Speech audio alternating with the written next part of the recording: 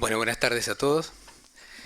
Vamos a tratar de hacer una breve presentación de esto que dimos en llamar el consumo residencial en perspectiva histórica, solo para ubicarnos todos en un punto de partida, para poder presentar después de qué manera incursionamos nosotros a través de una metodología que pensamos relativamente original, para indagar en qué hay detrás de algunos números, qué hay detrás de algunos gráficos, qué hay detrás de la información agregada del consumo de energía a nivel residencial. Esa es la idea de esta presentación.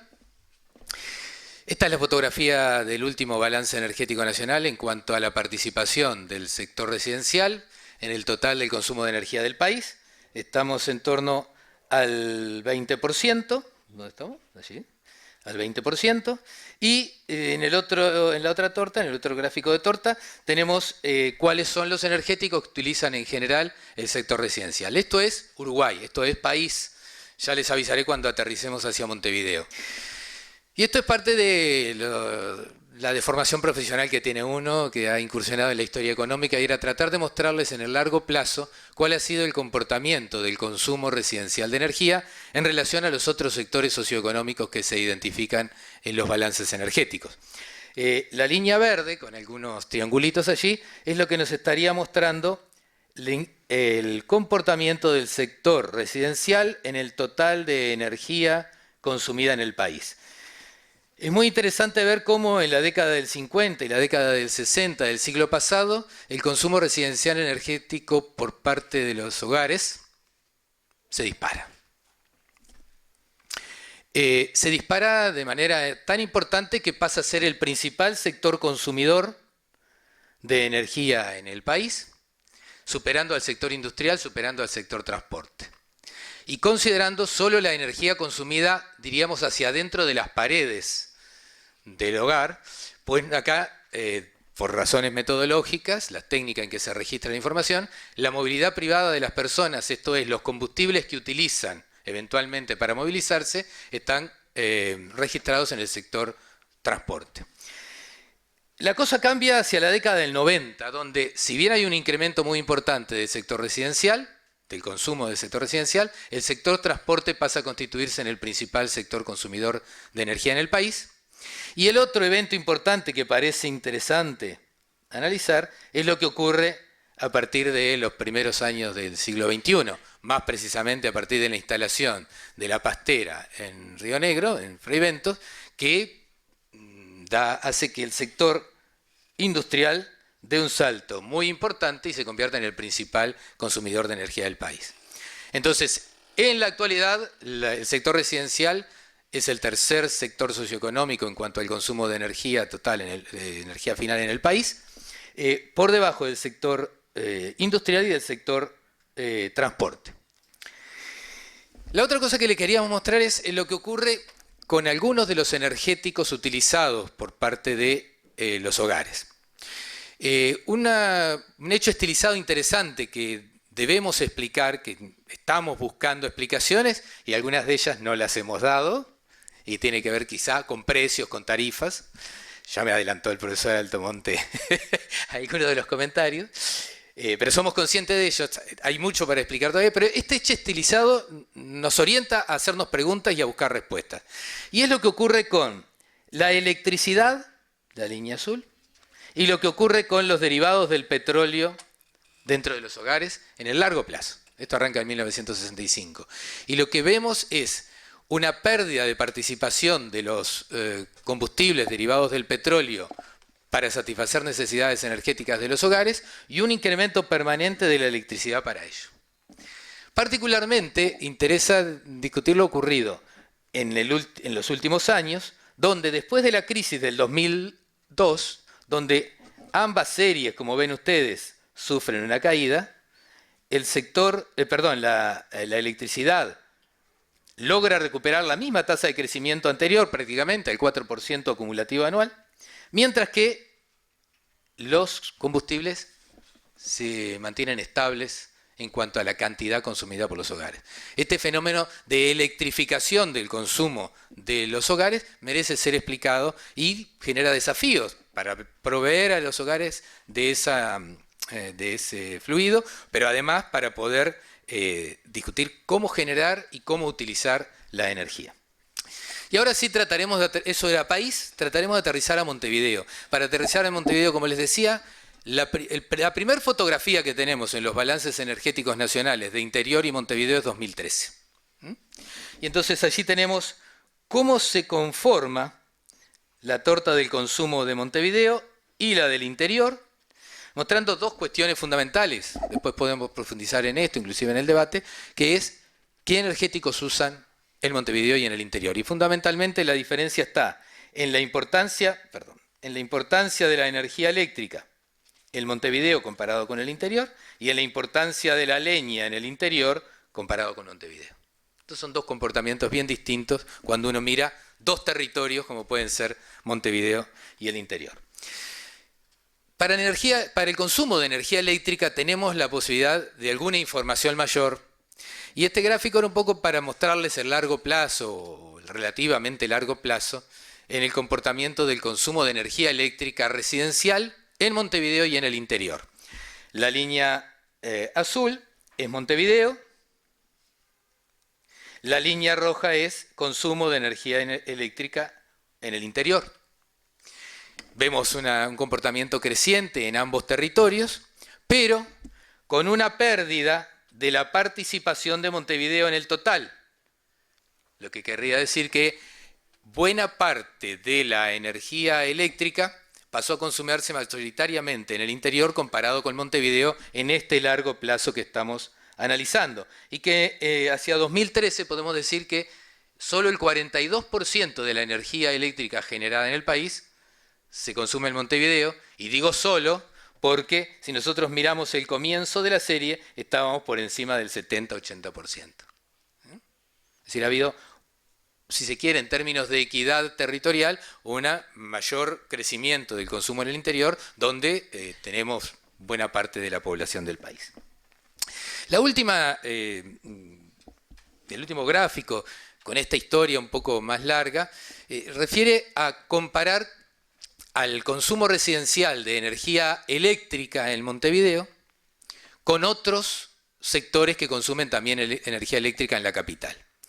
Esto sería, como dice por ahí, el porcentaje de energía eléctrica consumida por los hogares en relación al total de la energía eléctrica consumida en Montevideo. Y lo que vemos es un muy importante crecimiento hasta los años 60, 70. Después se mantiene estable el porcentaje, en torno al 45-50%, con oscilaciones que tienen que ver con crisis económicas, que tienen que ver con crisis energéticas. Pero después parecería ser que en las últimas 2 décadas y medio, habría una tendencia a disminuir la participación del sector residencial en el consumo total de energía eléctrica en Montevideo. Y en los últimos 5 años, a pesar de crecer al 2,5% acumulativo anual, 2,6% acumulativo anual el consumo de energía eléctrica de los hogares en Montevideo, no logra elevar su participación, que se achata acá en el 40%. Quizá producto del incremento en el uso de la energía eléctrica de otros sectores. Y particularmente tenemos alguna sospecha, tenemos que estudiarlo mejor, seguramente ustedes nos lo pueden contribuir a esto. El sector comercial y servicios, a través de todo el esfuerzo de acondicionamiento térmico que llevan las grandes superficies, posiblemente esté incidiendo en esto. Bueno, hola, ¿cómo andan? Brevemente, así vamos terminando. La idea es... Javier dio un pantallazo de cómo manejamos el marco teórico. Yo voy a mostrar simplemente una parte del análisis del tema intangibles en cuanto a la sensación de confort y a la relación con el tener. Si tengo artefactos, los uso o no los uso. ¿Cómo vimos eso a partir del estudio de casos? Una primera generalización que hicimos a partir de las 23 entrevistas y de las 23 respuestas sobre el confort. ¿Cómo nos ¿Cómo se sintieron? La mayoría de los entrevistados decían que no tenían ni frío ni calor, independientemente de la estación del año. La mayoría se sentía en confort, digamos. Una minoría sentía frío y otra minoría sentía calor. Eso ante la respuesta de usted cómo se siente y en una escala. Si se le preguntaba cómo prefiere estar, igual que lo que está ahora, sentirse más cálido o sentirse más frío. Y entonces ahí empezaban a aparecer otras cuestiones relacionadas con nuestra historia, tanto la familiar como la propia, o con el momento en que estamos viviendo de el confort es una construcción que va, o el nivel de confort que vamos haciendo en relación al momento que estamos viviendo. Entonces aparecen otras respuestas. Ahí bajó, ya no era que me sentía bien. Solo la mitad o menos se sentía bien, prefería quedarse como estaba, con ni frío ni calor, y había un porcentaje que prefería estar más cálido. Y cuando le preguntábamos por la conformidad térmica con la vivienda, seguía bajando. Resulta que ya no era como una mayoría que admitía su vivienda desde el punto de vista térmico tal cual estaba, sino que seguíamos bajando. Y preguntándoles qué hacían cuando no se sentían en confort, perdón. Solo un pequeño porcentaje tomaba medidas no energéticas, digamos. Se sacaba la ropa, se tomaba un vaso de agua fría o abría una ventana. La mayoría combinaba las acciones, hacía una de esas, pero además prendía un equipo, o simplemente prendía un equipo. Entonces, nosotros todavía no hemos profundizado en el análisis de esto porque tenemos que interrelacionar muchas cosas con el área social, pero somos consumidores de energía. Ante la opción, solo una minoría opta por estrategias que no le lleven a consumir energía. Y si desagregamos eso, porque ¿quiénes son los que contestaron así? Contestaron los que viven en viviendas de menor calidad, los que viven mejor, los que ganan más, los que ganan menos. Y entonces, ¿quiénes contestaron? Acá está, perdón, está representado en las barritas, son los niveles de ingreso de los encuestados.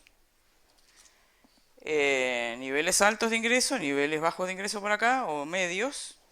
Acá están las fechas en que se hizo la entrevista. Estas de acá corresponden al frío frío. Y estas en etapa están hechas en una época intermedia y estas están hechas en verano. ¿Quiénes contestaron que no sentían ni frío ni calor? Eso se repite en todos los niveles de ingreso, corresponde a esta recta que está acá.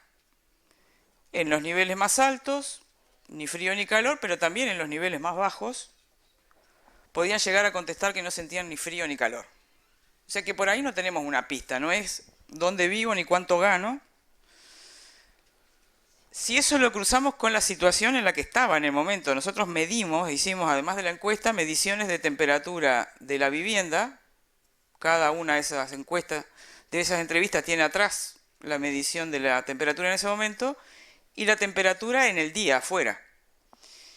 Bueno, tampoco podemos, algunos casos se relacionan, sí.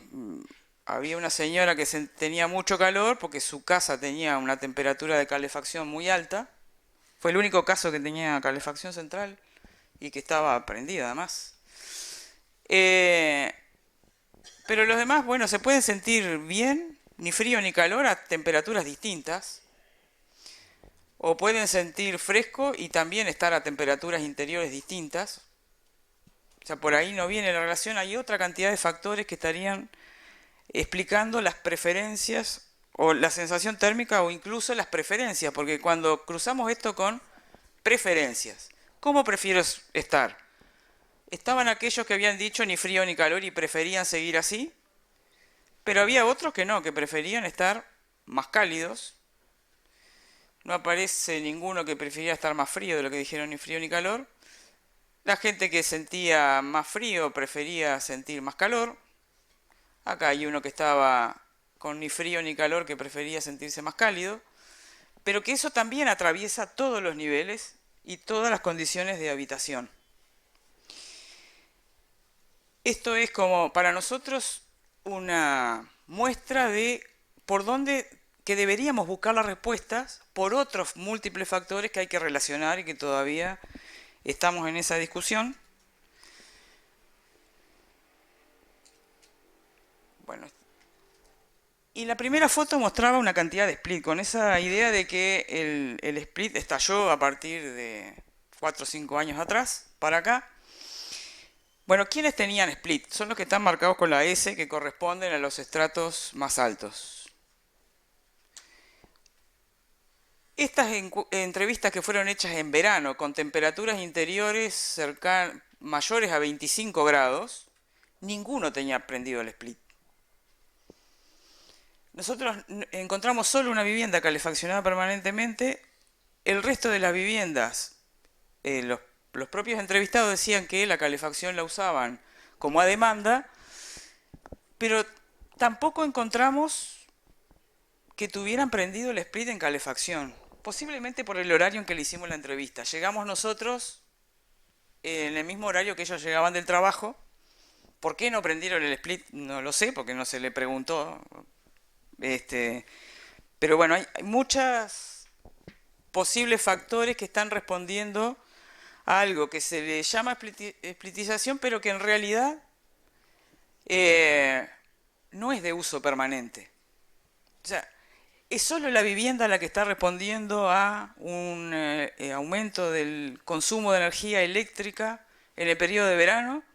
Bueno, no parece, parece que en realidad para estos entrevistados la calidad de la vivienda era suficiente. En general son apartamentos muy bien ventilados, con buenos sistemas de protección. Eso ya era suficiente como para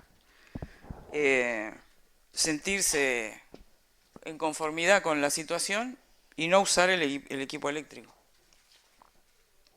Pero todavía tenemos como mucho para profundizar en estas cosas. La calefacción sigue siendo el principal requerimiento. En realidad nos faltan hacer todavía entrevistas en invierno en los sectores de ingresos más bajos.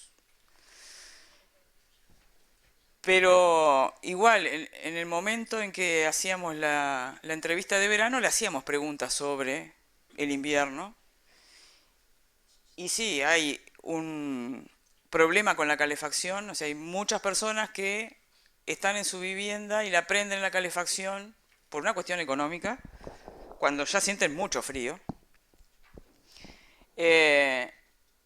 O hay problemas en el tipo de calefacción a usar. No les queda otro remedio que comprar algo eléctrico, porque su edificio no tiene, su vivienda no tiene otro sistema. Y entonces, entre las opciones, no quiero una garrafa dentro de mi casa, no quiero respirar el aire viciado por la combustión de la garrafa, entonces no me queda otra cosa que la eléctrica. De esas cuestiones también, o sea que hay mucho para resolver en el tema de calefacción. Y bueno, todavía seguimos haciéndonos preguntas sobre cómo llegar a identificar perfiles de consumidores, patrones de comportamiento, que es necesario para responder muchas de las cuestiones que después se resuelven en determinadas políticas relacionadas a la energía.